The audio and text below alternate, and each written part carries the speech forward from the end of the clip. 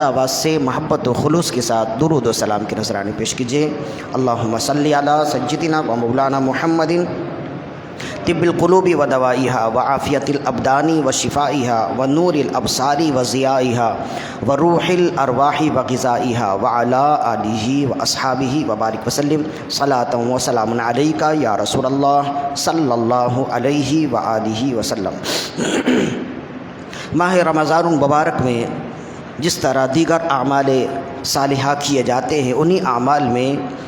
ایک نماز تراویح بھی ہے، جس کے حوالے سے فقہی مسئلہ ہم نے پچھلی نشست میں بیان کیا، اور نماز تراویح کے حوالے سے کچھ تاریخی پس منظر کا بھی ذکر کیا۔ کچھ باتیں باقی تھیں، انشاءاللہ آج نماز تراویح کے حوالے سے ان باتوں کا ذکر کیا جائے گا، تاکہ جو نماز تراویح پڑھتے ہیں،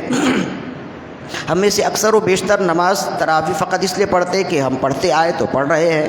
لیکن ہر عمل کی کام کرے اس کی گہرائی کو جانتے ہوئے کرے اور پس منظر کو جانتے ہوئے کرے، تاکہ جو بھی کام وہ انجام دے وہ علی وجہ البصیرت ہو۔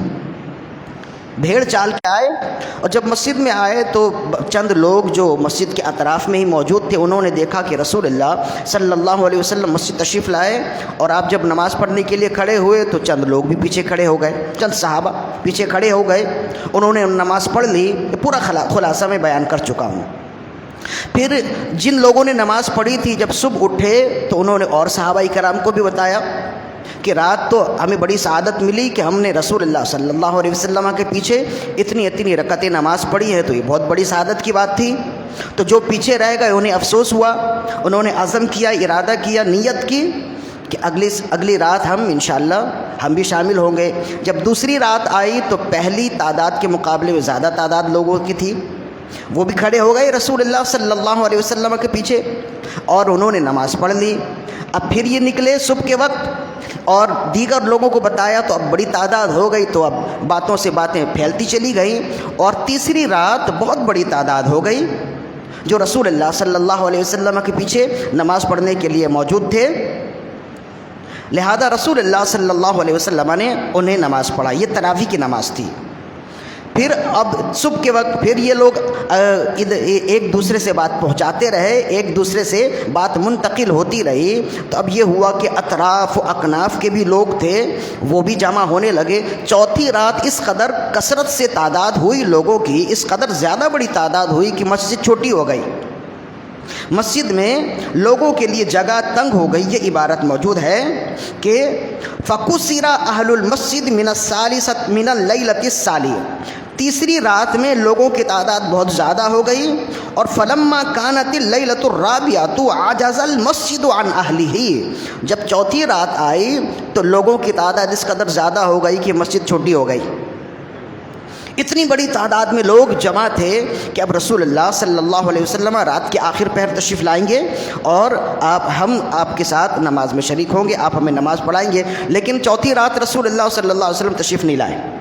فجر کی نماز آپ نے پڑھائی، فجر کے وقت آپ تشریف لائے اور آپ نے نماز پڑھائی۔ نماز پڑھانے کے بعد اللہ کی حمد و ثنا کرنے کے بعد آپ نے لوگوں سے فرمایا، تمہارے دلوں میں نماز پڑھنے کا جو شوق ہے وہ میں جانتا ہوں، تم کس قدر نماز پڑھنے کے شوقین ہو، نمازوں سے کس قدر تمہیں محبت ہے وہ میں جانتا ہوں۔ فَإِنَّهُ لَمْ يَخْفَى عَلَيَّ مَكَانُكُمْ، تمہارے جذبات مجھ پر مخفی نہیں ہیں کہ تم نماز پڑھنے کو پسند کرتے ہو، بالخصوص میرے پیچھے نماز پڑھنے کو بہت بڑی سعادت سمجھتے ہو، لیکن اس کے باوجود میں نے یہ معاملہ موقوف اس وجہ سے کر دیا کہ مجھے خوف ہے کہ اگر یہی سلسلہ چلتا رہا تو تم پر فرض ہو جائے گی۔ جب یہ نماز تراویح تم پر فرض ہو جائے تو پھر تم میں سے بعض لوگ ہوں گے جو نہیں پڑھ سکیں گے، بعض لوگ پڑھ لیں گے، اور بعض لوگ جو نہیں پڑھ سکیں گے فرض چھوڑنے کے گناہ گار ہوں گے۔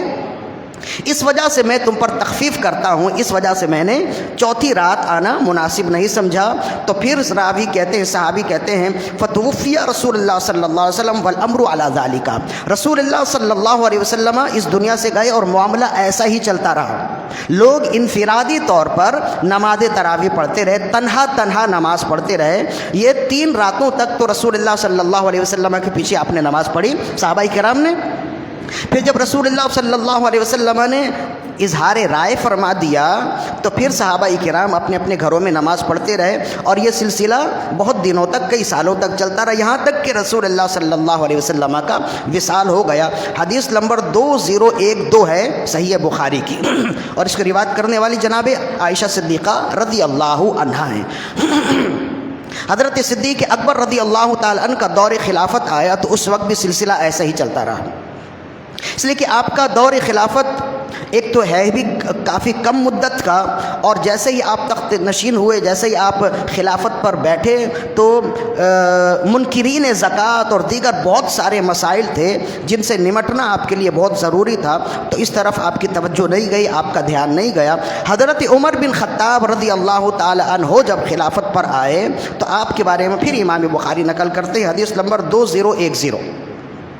اور اسے روایت کرنے والے عبد الرحمن بن عبد القاری ہے، فرماتے ہیں انہ قال خرجت مع عمر بن الخطاب رضی اللہ تعالی عنہ لیلۃ فی رمضان الی المسجد۔ حضرت عبد الرحمن فرماتے ہیں کہ ماہ رمضان کی ایک رات میں عمر بن خطاب خلیفۃ المسلمین عمر بن خطاب رضی اللہ تعالی عنہ کے ساتھ مسجد کی طرف نکلا۔ حضرت عبد الرحمن فرماتے ہیں مسجد کی طرف نکلا، فَإِذَا النَّاسُ أَوْزَاعٌ مُتَفَرِّقٌ، تو دیکھا کہ مسجد میں لوگ نمازوں میں مشغول ہیں، مختلف انداز میں نماز پڑھ رہے ہیں، کوئی تنہا نماز پڑھ رہا ہے، کوئی چند ایک کے ساتھ نمازوں میں مشغول ہے، تو الگ الگ یصلی الرجل لنفسہ، کوئی شخص تنہا نماز پڑھ رہا ہے، ویصلی الرجل ویصلی الرجل، اور کوئی شخص تنہا نماز بھی پڑھ رہا ہے اور ساتھ ہی پیچھے چند لوگ بھی کھڑے ہیں، فیصلی بصلاۃ الرحت، چند لوگوں کو نماز پڑھا رہا ہے، مطلب کہ کچھ لوگ تنہا نماز پڑھ رہے ہیں، کچھ دو چار کے ساتھ نمازوں میں مشغول ہیں، الگ الگ جماعتوں میں مشغول ہیں، الگ الگ طرح سے نماز پڑھ رہے ہیں۔ فقال عمر بن الخطاب رضی اللہ تعالیٰ عنہ، اب یہ منظر بڑا خوشنما تھا کہ لوگ اللہ کی عبادت میں مشغول ہیں، رمضان کی رات اللہ کی عبادت میں مشغول ہیں، کوئی تسبیحات میں مشغول ہے، کوئی نمازوں میں ہے، کوئی تنہا نماز، کوئی چند لوگوں کے ساتھ مل کر نماز پڑھ رہا ہے۔ یہ بہت خوشنما ماحول تھا، بہت ہی اچھا منظر تھا، پسندیدہ منظر تھا، لیکن عمر بن خطاب رضی اللہ عنہ نے فرمایا یہ اچھا تو ہے لیکن اس سے بھی بہتر ہو سکتا ہے، میری رائے یہ ہے کہ تمام لوگوں کو ایک قاری کے پیچھے ایک نماز پر متفق کر دیا جائے۔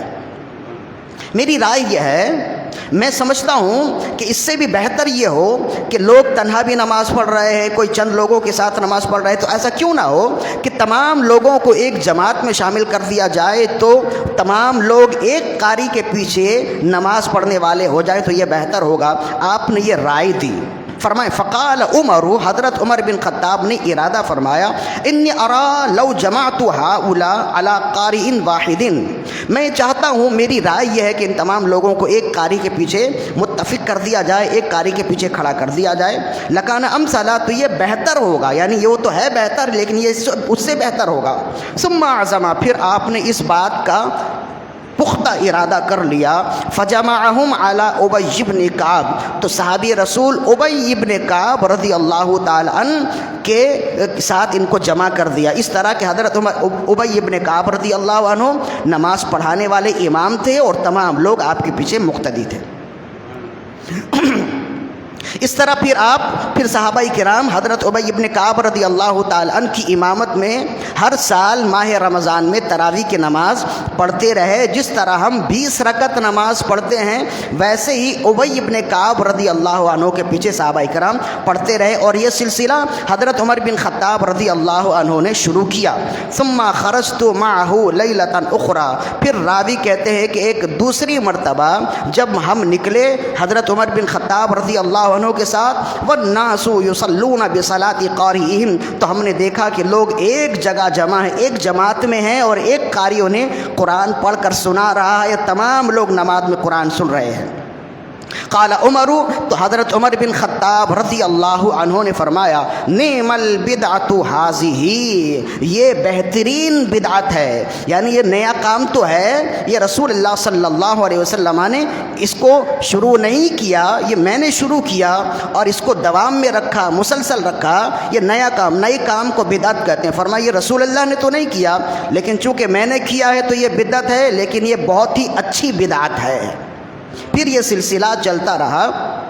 اور آج ہمارے درمیان میں یہی سلسلہ موجود ہے۔ تو ایک قاری کے پیچھے جمع کیا حضرت عمر بن خطاب رضی اللہ عنہ نے، اور 20 رکعت تراویح کا سلسلہ حضرت عمر بن خطاب رضی اللہ تعالیٰ عنہ کے زمانے میں با جماعت شروع ہوا، اور اب تک ایسے ہی ہے۔ اسی وجہ سے یہ سنت مؤکدہ علی الکفایہ ہے کہ اگر کوئی جماعت میں شامل ہو جائے تو ثواب پائے گا، اگر چند لوگ جماعت میں شامل ہوئے اور کچھ جماعت میں شامل نہ ہوئے تو گناہ گار نہیں ہوں گے۔ لیکن تنہا نماز پڑھنا ان کے لیے ضروری ہے۔ ہر ایک کے لیے نماز تراویح سنت مؤکدہ ہے، مرد کے لیے بھی عورت کے لیے بھی۔ تو یہ ہے اس کا پس منظر کہ رسول اللہ صلی اللہ علیہ وسلم نے امت پر خوف کرتے ہوئے آپ نے اس کو دوام نہیں کیا، لیکن حضرت عمر بن خطاب رضی اللہ عنہ نے دوام کیا۔ اور یہ بھی بہت ہی پسندیدہ بات، بہت ہی خوبصورت بات ہے کہ رسول اللہ صلی اللہ علیہ وسلم کا مزاج صحابہ کرام سے زیادہ کوئی نہیں جانتا تھا۔ حضرت عمر بن خطاب رضی اللہ تعالیٰ نے اس بات کو سمجھ چکے تھے کہ رسول اللہ نماز تراویح کو باجماعت پڑھنا پڑھانا پسند فرماتے ہیں، لیکن آپ خود اپنی زبان سے اس لیے نہیں کہتے کہ امت کے لیے تکلیف کا باعث ہو جائے گا، امت کے لیے دشواری کا باعث ہو جائے گا، کہیں امت پر فرض نہ ہو جائے۔ تو حضرت عمر بن خطاب رسول اللہ کے مزاج کو جانتے تھے، اسی وجہ سے رسول اللہ صلی اللہ علیہ وسلم کے مزاج کے مطابق رسول اللہ نے تو نہیں کیا، آپ نے کر دیا۔ اب چونکہ آپ نے باجماعت کیا ہے، اس وجہ سے جماعت کے ساتھ تراویح کی نماز پڑھنا واجب نہیں ہے، فرض نہیں ہے، سنت مؤکدہ ہے۔ ورنہ اگر رسول اللہ صلی اللہ علیہ وسلم خود نماز تراویح ہر وقت پڑھتے، جماعت کے ساتھ پڑھتے، اور آپ اس کا حکم بھی دیتے تو یہ واجب ہو جاتا ہے، اور اس کا ترک کرنا شدید ترین گناہوں میں شامل ہو جاتا۔ تو حضرت عمر بن خطاب رضی اللہ تعالیٰ عنہ کی دور اندیشی دیکھیے کہ رسول اللہ صلی اللہ علیہ وسلم کے مزاج کو بھی آپ سمجھے، اور دوسری دور اندیشی یہ ہے کہ لوگوں کو متفق کر دیا نماز تراویح کے لیے۔ اب اس نماز تراویح سے حضرت عمر بن خطاب رضی اللہ تعالیٰ عنہ نے کیا خوبصورت کام کیا کہ اگر انفرادی طور پر انسان نماز پڑھے، نماز تراویح پڑھے، تب بھی اس کی نماز ہو جائے گی، لیکن جب تراویح کی نماز میں نماز پڑھی جاتی ہے تو جماعت نماز پڑھنے کا ثواب ملے گا ایک، اور دوسرا یہ ہے کہ یہی ایک بہانہ ہوتا ہے، یہی ایک وجہ ہوتی ہے کہ سال میں ایک مرتبہ حافظ قرآن نماز تراویح پڑھانے کے لیے قرآن کی تیاری کرتا ہے اور قرآن مضبوط کر لیتا ہے، اپنا حافظہ مضبوط کر لیتا ہے۔ اگر یہی سلسلہ چلتا رہتا، جب تک ذمہ داری نہیں ہوتی ہے کسی کام کے لیے انسان کوشش نہیں کرتا ہے، اب جب ذمہ داری ہوتی ہے تو کوشش کرتا ہے، اور کوشش کرتا ہے کہ اس کا قرآن پکا رہے۔ تو یہ بھی سلسلہ حضرت عمر بن خطاب رضی اللہ تعالیٰ عنہ کی دور اندیشی کا نتیجہ ہے۔ چند باتیں ہو گئیں، اب ایک بہت ہی خوبصورت بات ہے آج کی گفتگو مکمل کرنے کے لیے کہ فقی ابو اللیث سمرقندی رحمہ اللہ نے یہ لکھا کہ جب حضرت مولا علی رضی اللہ تعالیٰ عنہ کا دور آیا اور لوگوں نے بتایا کہ حضرت عمر بن خطاب رضی اللہ عنہ نے اس طرح سے نماز تراویح کو باجماعت قائم کیا ہے۔ اب یہاں یہ بتلانا مقصود یہ ہے نا کہ اہل سنت و جماعت نماز تراویح کی جماعت کو اہتمام کے ساتھ پڑھتے ہیں، شیعہ اہتمام کے ساتھ نہیں پڑھتے، اس لیے کہ وہ کہتے ہیں کہ ہمارے نزدیک اگر قول کسی کی ہے تو وہ رسول اللہ صلی اللہ علیہ وسلم ہے، ان کے علاوہ کسی کا قول ہمارے لیے دلیل و حجت نہیں ہے۔ اور جبکہ ہمارے نزدیک رسول اللہ کا قول و فعل بھی حجت ہے اور صحابہ کرام کا قول و فعل بھی حجت ہے، بالخصوص خلفائے راشدین کا قول و فعل۔ کیوں؟ اس لیے کہ رسول اللہ نے فرمایا علیکم بسنتی و سنت الخلفاء الراشدین، تم پر میری ادا بھی واجب ہے اور خلفائے راشدین کا عمل بھی تم پر لازم ہے۔ تو چونکہ رسول اللہ صلی اللہ علیہ وسلم کا فرمان ہے، اس وجہ سے ہمارے لیے یہ عمل ضروری ہے۔ تو شیعہ نماز تراویح جماعت کے ساتھ نہیں پڑھتے، اس کی وجہ یہ ہے کہ حضرت عمر بن خطاب رضی اللہ عنہ نے اس جماعت کو مشروع کیا اور سلسلہ شروع کیا، تو ان کے لیے یہ ہے کہ یہ نماز تراویح ایسا خوبصورت عمل ہے کہ حضرت علی المرتضی رضی اللہ عنہ نے بھی اس کام کو پسند کیا اور اس کی تحسین فرمائی۔ چنانچہ جب مولا علی رضی اللہ تعالیٰ عنہ کی خدمت میں حضرت عمر بن خطاب رضی اللہ تعالیٰ عنہ کا عمل پیش کیا گیا کہ آپ نے تمام لوگوں کو ایک قاری کے پیچھے باجماعت نماز پڑھنے کے لیے کھڑا کر دیا، نماز تراویح کا اہتمام کیا ہے، تو حضرت علی المرتضی رضی اللہ عنہ نے فرمایا کہ حضرت عمر بن خطاب رضی اللہ عنہ نے جو عمل کیا ہے وہ اچھا کیا ہے، اور انہوں نے جو عمل کیا ہے مجھ سے سن کر ہی کیا ہے، انہوں نے جو عمل کیا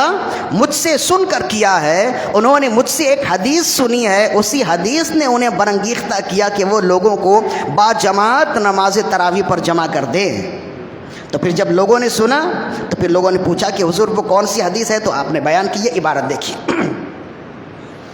حدثني ابی باسناده عن علی بن ابی طالب رضی اللہ عنہ انہ قال، مولا علی رضی اللہ عنہ نے فرمایا، انما اخذ عمر بن الخطاب هذه التراویح من حدیث سمعه منی، حضرت عمر بن خطاب رضی اللہ عنہ نے اس تراویح کو اس طرح سے اہتمام کے ساتھ باجماعت کیا، اس کی وجہ یہ ہے کہ انہوں نے ایک حدیث سنی ہے مجھ سے اور اسی حدیث کی وجہ سے آپ نے یہ عمل کیا۔ قالوا، تو لوگوں نے پوچھا، وما ہوا یا امیر المؤمنین، اے امیر المؤمنین وہ حدیث کون سی ہے جو حضرت عمر نے آپ سے سنی؟ قال، آپ نے فرمایا، سمیعت رسول اللہ صلی اللہ علیہ وسلم یقول، میں نے رسول اللہ صلی اللہ علیہ وسلم سے سنا، آپ نے ارشاد فرمایا، ان للہ تعالی حول العرش موضعا یسمى حظیرۃ القدس، فرمائیں بے شک اللہ رب العزت کے عرش کے نیچے ایک جگہ ہے جسے کہتے ہیں حظیرۃ القدس، انتہائی مبارک اور مقدس مقام کو کہتے ہیں حظیرۃ القدس۔ وَهُوَ مِن نُورٍ، اور وہ اللہ کے نور سے ڈھانکا ہوا ہے، وہ جگہ اللہ کے نور سے لپٹی ہوئی ہے۔ فِيهَا مَلَائِكَةٌ لَا يُحْصَى عَدَدُهُمْ إِلَّا اللَّهُ تَعَالَى، وہاں چند ملائکہ ہیں جن کی تعداد سوائے اللہ کے کوئی نہیں جانتا۔ يَعْبُدُونَ اللَّهَ عَزَّ وَجَلَّ عِبَادَةً لَا يُفَتِّرُونَ سَاعَةً، وہاں وہ اللہ کی ایسی عبادت کرتے ہیں کہ ایک چشم زدن ایک لمحے کے لیے بھی اللہ کی عبادت سے غافل نہیں ہوتے، تھکتے نہیں ہیں۔ فَإِذَا كَانَ لَيَالِي شَهْرِ رَمَضَانَ اسْتَأْذَنُوا رَبَّهُمْ أَن يَنزِلُوا إِلَى الْأَرْضِ، جب رمضان کی راتیں آتی ہیں تو وہ فرشتے اپنے رب سے اجازت طلب کرتے ہیں کہ یا اللہ ہمیں اجازت دے تاکہ ہم زمین میں اتریں۔ فَيُصَلُّونَ مَعَ بَنِي آدم، اور ہم مسلمانوں کے ساتھ نماز میں شریک ہو جائیں۔ وہ حضیرۃ القدس کے قدسی وہ فرشتے اللہ سے ماہ رمضان کی راتوں میں اجازت طلب کرتے ہیں کہ یا اللہ ہمیں اجازت دے کہ ہم اتریں اور مسلمانوں کی نمازوں میں شامل ہو جائیں، تو اللہ انہیں اجازت دیتا ہے۔ فَيَنزِلُونَ كُلَّ لَيْلَةٍ الْأَرْضَ، تو وہ ماہ رمضان کی ہر رات میں زمین میں اترتے ہیں اور نماز تراویح پڑھنے والوں سے ملاقات کرتے ہیں۔ فَكُلُّ مَن مَسَّهُمْ أَوْ مَسَّهُ سعادتاً لا یشقی بعدها ابداً، ہر وہ شخص جنہیں یہ فرشتے چھو لیں یا وہ ان فرشتوں کو چھو لے، وہ ایسا خوش نصیب ہو جاتا ہے کہ پھر کبھی بھی بد نصیبی اس کے پاس نہیں آتی۔ فقال عمر، تو جب حضرت عمر بن خطاب رضی اللہ عنہ نے یہ فرمان سنا، رسول اللہ کا فرمان کہ فرشتے نماز پڑھنے والوں کے لیے آتے ہیں اور ان سے مصافحہ کرتے ہیں، اور جن سے فرشتے مل لیں یا جو فرشتوں سے مل لے وہ کبھی بھی بد نصیب نہیں ہوگا، تو حضرت عمر بن خطاب رضی اللہ عنہ نے فرمایا، عند ذالک، آپ نے اس وقت فرمایا، نحن احق بہذا،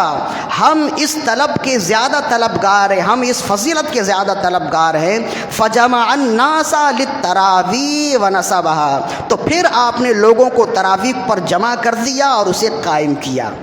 تاکہ جو لوگ نماز تراویح میں آئیں فرشتوں کی ملاقات کا لذت، فرشتوں سے ملاقات کا فیض لیں، فرشتوں سے ملاقات کریں۔ پھر کہتے ہیں ورویہ عن علی بن ابی طالب، پھر حضرت علی بن ابی طالب رضی اللہ عنہ سے روایت ہے کہ انہ خرج فی لیلۃ من شہر رمضان، کہ ایک رات ماہ رمضان کی رات میں آپ باہر نکلے، فسمع القراءۃ فی المساجد، تو مختلف مسجدوں سے نمازوں کی آواز آ رہی تھی، قرآن کے پڑھنے کی آواز آ رہی تھی۔ ورأى القنادیل تظہر فی المساجد، اور آپ نے دیکھا کہ تمام مسجدیں روشن ہیں، رمضان کی راتوں میں مسجدیں روشن ہیں، قندیلیں جل رہی ہیں، قندیلیں رونق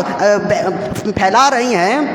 فقال، تو آپ نے دیکھا مسجدیں پر نور ہیں، روشن ہیں، تو آپ نے فرمایا، فقال نور اللہ قبر عمر کما نور مساجدنا بالقرآن، اللہ عمر کی قبر کو ایسے ہی منور کرے جیسے انہوں نے ہماری مسجدوں کو قرآن سے منور کر دیا ہے۔